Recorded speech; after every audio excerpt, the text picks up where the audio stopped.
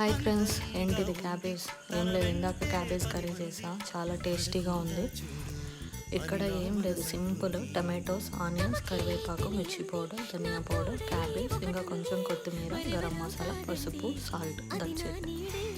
ఇక్కడ ఆయిల్లో ఆవాలు వేసుకొని కరివేపాకు, ఆనియన్స్, ఇంకా మిర్చి, కొంచెం కొత్తిమీర వేసి ఫ్రై చేసా. ఇంకా ఇక్కడ నేను టమాటోస్ కూడా యాడ్ చేస్తున్నాను కదా, పసుపు, సాల్ట్ కూడా యాడ్ చేసి కొంచెం అలా ఫ్రై చేసిన తర్వాత క్యాబేజ్ కూడా యాడ్ చేసి అలా ఫ్రై చేసా.